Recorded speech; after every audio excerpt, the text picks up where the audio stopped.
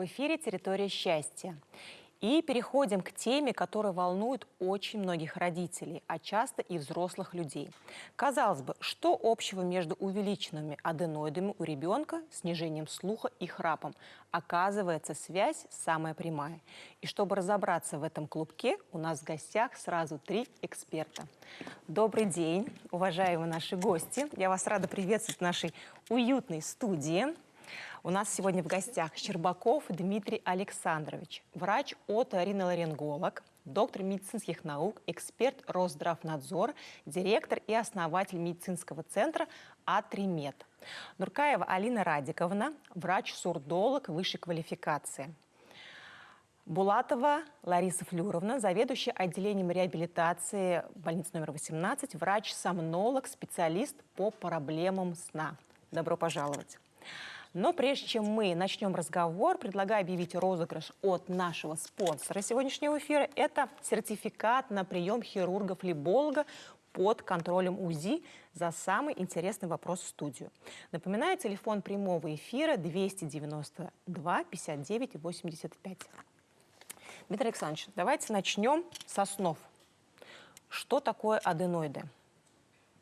Аденоиды – это этап развития иммунной системы ребенка с 0 до подросткового возраста.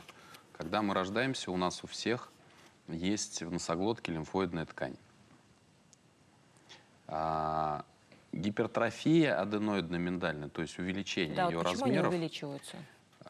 Это аномалия развития, это я говорю как доктор, который каждый день делает много сложнейших операций детишкам, и я вижу всегда большое количество вариантов строения. То есть никогда не было той анатомии, которая описана в книжках. То есть это аномалия развития органа, которая приводит к его увеличению. Аденоид начинает расти вместе с ребенком. То есть так быть не должно. Аденоид должен быть, но он не должен ничему мешать. Увеличение размеров этого органа приводит к тому, что нарушается функция соседних структур. То есть нарушается носовое дыхание, у ребенка открывается рот, нарушается носовое дыхание ночью, ребенок начинает храпеть, и страдает функция слуховой трубы, у ребенка появляются рецидивирующие постоянные заболевания среднего уха, то есть частые отиты, иногда со снижением слуха. Вот как раз мы сейчас перейдем к Алине Радиковне, которая... Да, и на самом деле это проблема, потому что в последнем случае эта ситуация не разрешится даже при уменьшении аденоидно-миндальной. То есть ее можно уменьшить медикаментозно? Ее можно уменьшить только хирургически, медикаментозную, к сожалению, уменьшить нельзя, потому что аденоидно-миндальная – это гормонально чувствительная ткань, которая чувствительна к половым гормонам. Половых гормонов в таблетках и в каплях в нос в детской практике не существует, к счастью. Но это было бы и неправильно. В пубертате аденоид может сократиться сам. Но на самом деле при истинной гипертрофии ткани аденоидно-миндальной становится гормонально нечувствительной. И что бы ни делали, какие бы лекарства ни назначали, размер аденоида, к примеру, при воспалении увеличивается всего лишь на 3% в объеме. А когда мы выполняем операцию аденотомии, мы убираем 70%. Соответственно, никакими таблетками, лекарствами эту проблему не решить. Чем быстрее родители ребенка к этому придут и обратятся к правильному специалисту, к лор-хирургу, за решением этой проблемы, с этого момента проблема закончится. Я всегда говорю родителям, для того, чтобы принять правильное решение, если ребенок тем более храпит, придя домой после моей консультации, натолкать себе в нос вату и лечь спать. С утра родитель примет правильное решение, потому что он всего лишь на одну ночь погрузится в тот мир, в котором живет ребенок. Это работает. То есть, как вы кардинально сразу, я такая сразу, как мама, задумалась. Но тем не менее, потому что оценить, ребенок же не может рассказать всю гамму ощущений. У взрослого человека при нормальном носовом дыхании все же работает. Да. Слуховые трубы работают, нос дышит, храпит человек взрослый или нет, он даже сам этого оценить не может. А для ребенка это критично, он же растет. Но он еще Лицевой и череп, объяснить так не может, скажем конечно, так. лицевой череп неправильно развивается. Снижение слуха всегда ведет к задержкам психоэмоционального развития, задержка развития речи, задержка развития интеллекта. У нас есть уже звонок. Вы уже так интересно рассказывали, что у нас есть первый звонок в студию. Добрый день, вы в эфире. Здравствуйте. Слышно меня, да? Да, слышим. Ага, спасибо. Я хотела бы задать вопрос. Вы знаете, уважаемым докторам, у меня храпит муж. И, вы знаете, не просто храпит, он храпит и останавливается дыхание на какие-то секунды. И я очень тревожусь по этому поводу. И хотела уважаемых докторов, вот там много представили по храпу специалиста. Это опасно или нет? Потому что муж у меня водитель, 56 лет ему, немножко полненький, но я переживаю, вот опасна ли вот эта ситуация с остановкой дыхания и с храпом. Лариса Ильина, наверное, вопрос к вам. Да. Спасибо за такой вопрос, очень Я думаю, актуальный. это актуально, очень популярно. актуальный. На самом деле храпят не только детки, но и взрослые. Ну и, конечно, один из механизмов это тоже отсутствие носового дыхания. Когда не дышит нос, конечно, в ночное время человек начинает дышать ртом, а дыхание ртом приводит к тому, да, что появляется храп. Это эстетически, да, но при этом храп может осложняться остановками дыхания, что самое опасное. То есть вопрос прозвучал, ну, опасно ли это?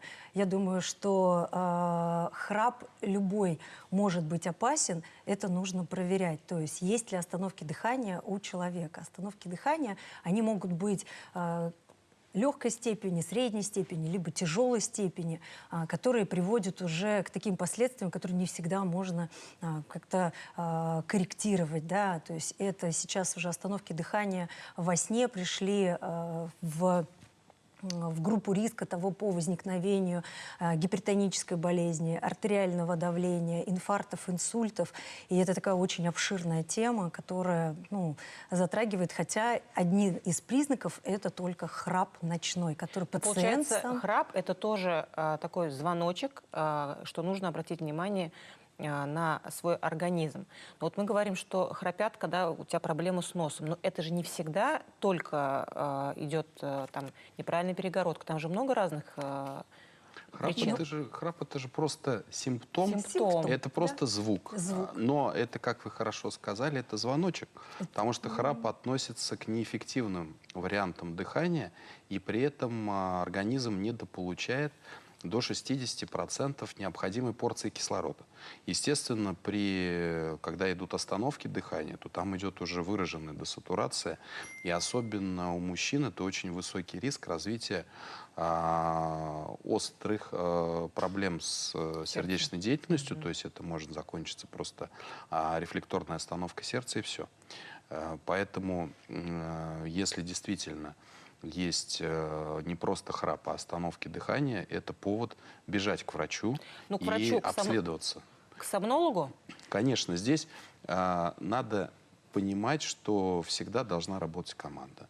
Ни лор-врач, ни сомнолог в одного эту проблему не решат. Всегда должна быть исчерпывающая консультация Кардиолог, двух наверное. специалистов. То есть нужен сомнолог. Мы сейчас не говорим про лечение осложнений. Кардиолог, эндокринолог, диетолог, многих можно подключить, но пока проблема с храпом не будет решена, аритмия останется, избыточная масса тела останется. Люди не храпят из-за того, что они имеют избыточную массу тела. Они имеют избыточную массу тела, потому что храпят. Организм каждую Наоборот. ночь. Конечно. А у меня была реальный пример из жизни. Семейная пара чуть ли не до развода у них дошло, потому что муж сильно храпел. Жена не могла спать, то есть это нарушение вообще. То есть человек не мог спать из-за того, что очень сильно муж храпел. Муж ни в какую не хотел лечиться, то есть, потому что ему сказали только операция. Это, кстати, хотела тоже вопрос задать, лечится ли это только операцией.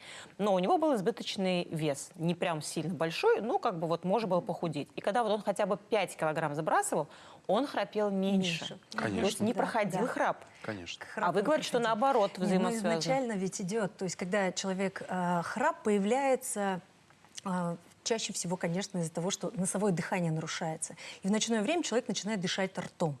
Но если есть остановки дыхания, это стресс для организма. Гипоксия в ночное время приводит к тому, что организм находится в постоянной такой стрессовой ситуации. И здесь, чтобы этот стресс хоть как-то уменьшить, да, человек начинает кушать, он больше кушает, ему нужно где-то энергию брать. И организм и организм запасается. запасается. Организм думает, что завтра будет еще хуже. Да.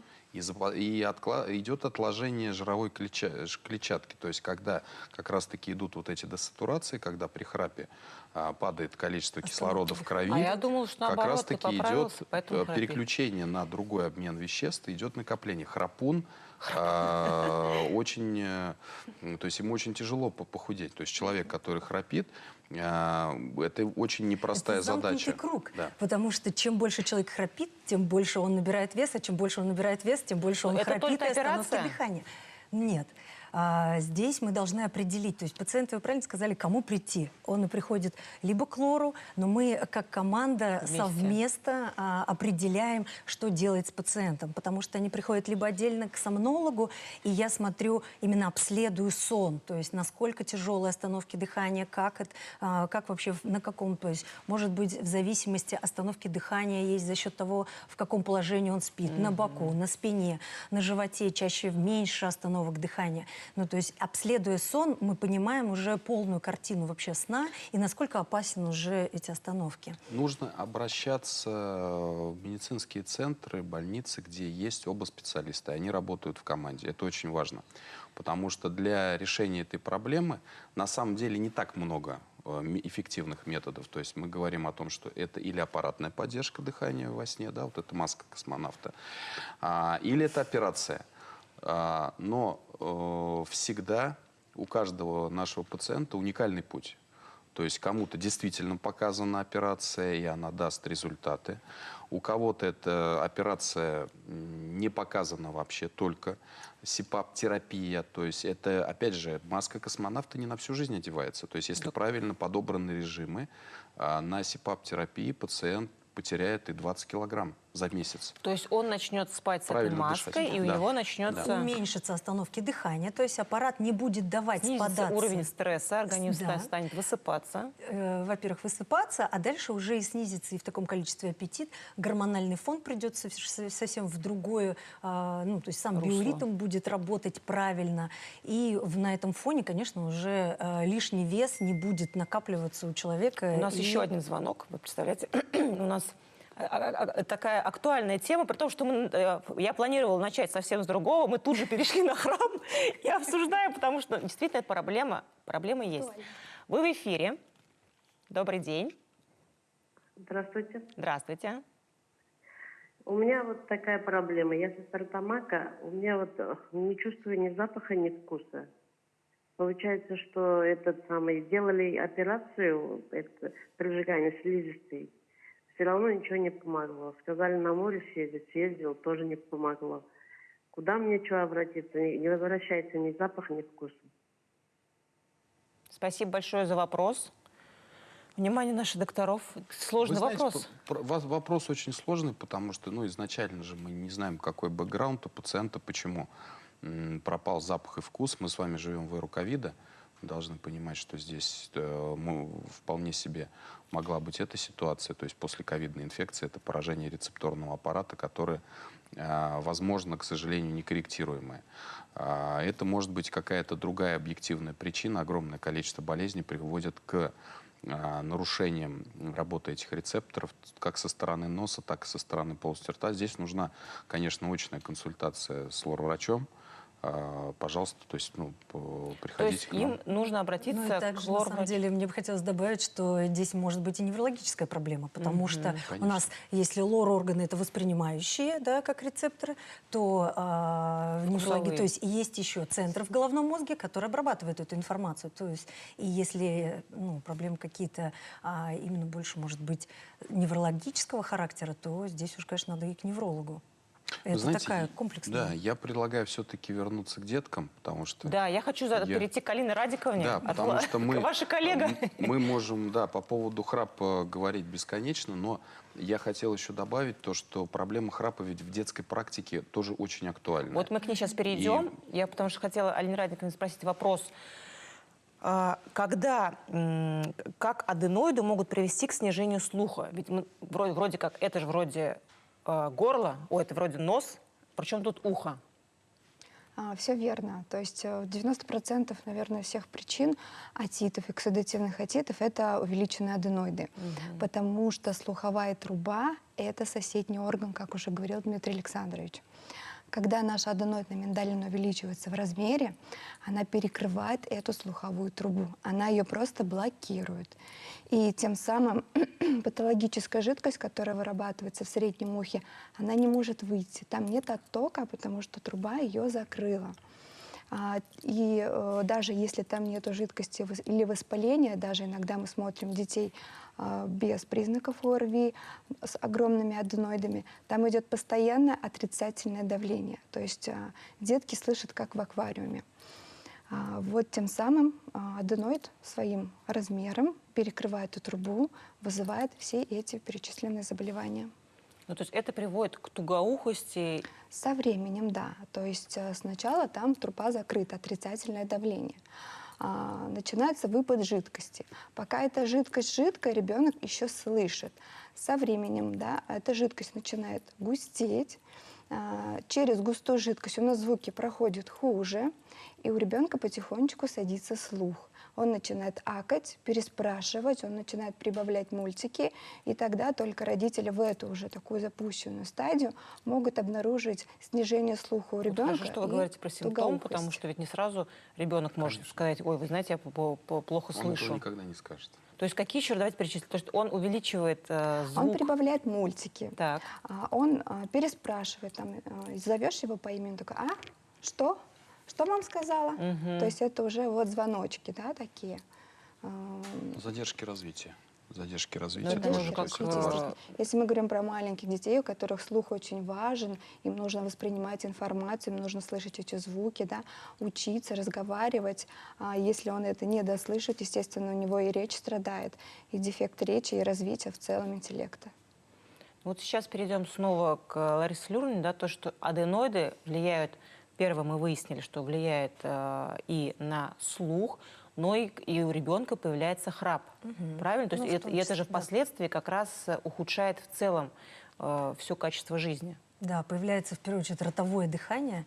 Ребенок плохо дышит носом, и дыхание проходит через рот. И здесь уже, конечно, у детей тоже могут быть на фоне аденоидов остановки дыхания во сне. И это самое опасное. Мне кажется, Если мы вообще говорим ужас. про взрослых, то мы говорим, что у нас у всех взрослых до 5 остановок в час это в пределах нормы, то если будут у ребенка остановки с падением кислорода ниже даже 97, то есть даже ниже 95, то это уже влияет на развитие головного мозга и вообще на все интеллектуальные дальнейшие способности, его развития, да, как он развивается. То есть ротовое дыхание и остановки дыхания. Если родители видят, что во сне у ребенка храпит, не дышит носом и вообще слышат, что даже на несколько секунд, там у детей могут быть остановки дыхания 5 секунд. И этого достаточно, чтобы кислороду достаточно низко Так упасть. страшно. А проблема, самая основная, это аденоиды. То есть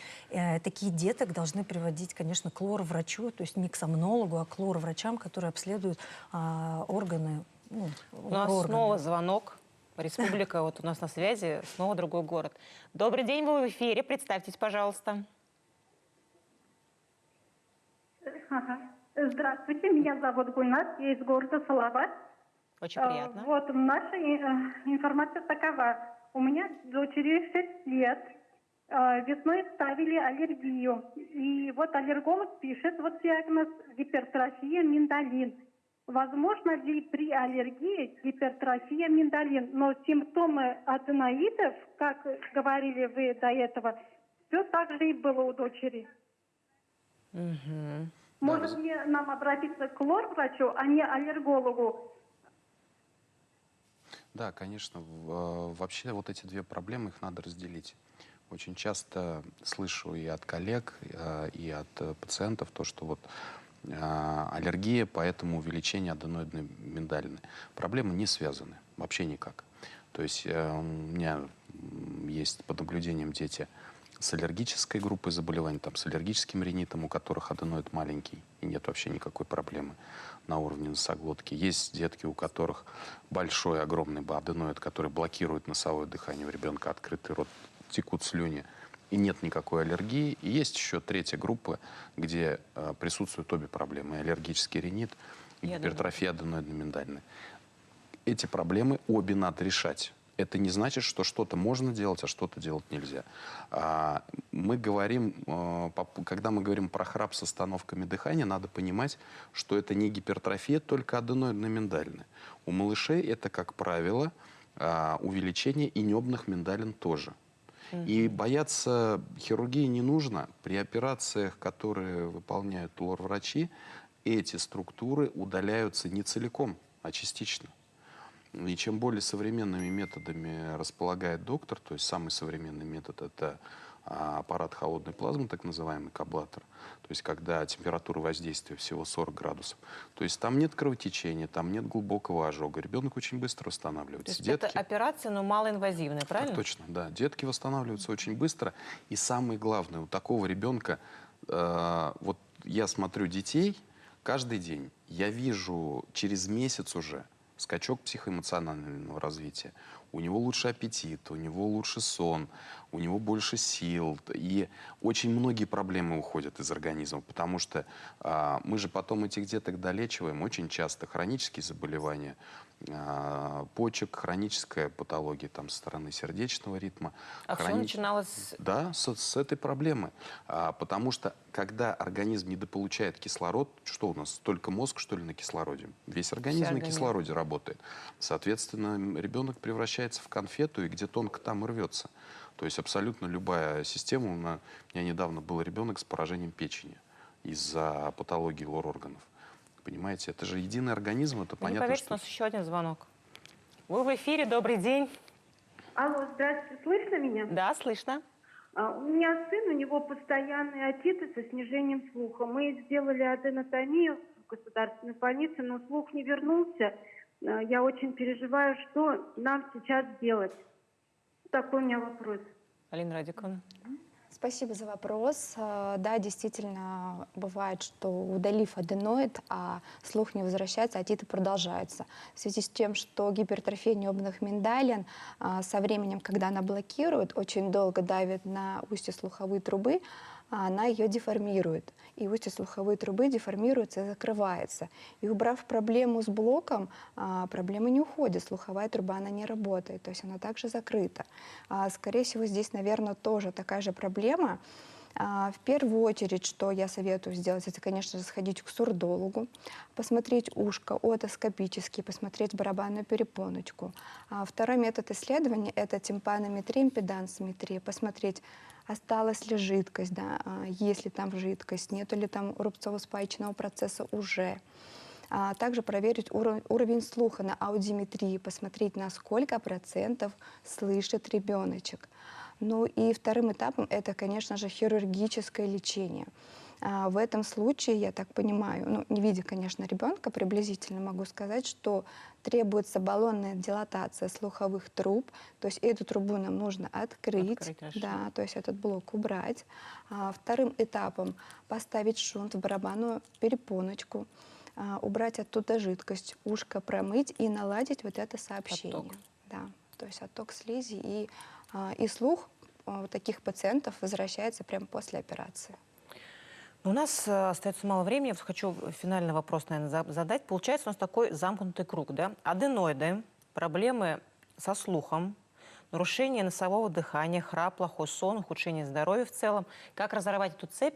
И всегда ли, Дмитрий, нужна операция? Получается, что всегда? Нет, конечно. Я мысль тогда не закончил, когда звонили, спрашивали по поводу аллергии.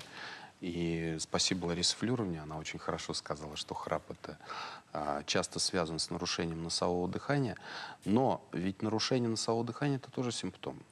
И у всех моих пациентов, будь то это аллергический ринит, или инородное тело в носу, или какое-то дополнительное образование внутри носа, симптоматика-то одна и та же. То есть люди приходят, говорят, у меня из носа течет, или нос не дышит, или я постоянно сижу на сосудосуживающих каплях. Слишком сложный орган. Если мы говорим про детскую практику, это может быть аномальное развитие, это может быть там, вплоть до прободения мозговых оболочек, чего только не бывает. И здесь нужна только взвешенная консультация специалиста, лор-врача современного, который владеет эндоскопическими методами диагностики, который не использует налобный рефлектор Гофмана, разработанный в 17 веке. И эндоскопия полости носа, компьютерная томография и правильно подобранный перечень проб и анализов на аллергию позволяет поставить исчерпывающий диагноз и определить тактику. Далеко не всегда хирургическую, далеко не всегда. Есть болезни, которые лечатся терапевтически, а есть болезни, которые требуют хирургического вмешательства. Вот и все. У нас сейчас с вами сложная задача. Вы не поверите, это первый раз у меня в эфире, когда у меня было столько звонков. Но видите, какая тема супер актуальная. Кому мы отдаем данный сертификат? Давайте коллегиально решим. Какой вопрос самый был интересный, может быть, сложный? Мне кажется, все интересные. Интересно, Все сложно. Дмитрий Александрович, давайте волевым мужским решением кому Последний отдаем? вопрос по поводу того, что проблема осталась. Со слухом. Он очень актуальный, да. То есть очень часто так бывает, что операцию сделали где-то, и проблема не решилась. Потому что очень часто делается операция на низком техническом уровне. Спасибо большое вам за увлекательную беседу, за полезные ответы. И я думаю, наши телезрители точно получили для себя всю нужную исчерпывающую информацию. Надеемся, дорогие зрители, что этот эфир был полезен для вас. И через пару минут мы поговорим о том, что ждет уфимцев в ближайшие недели.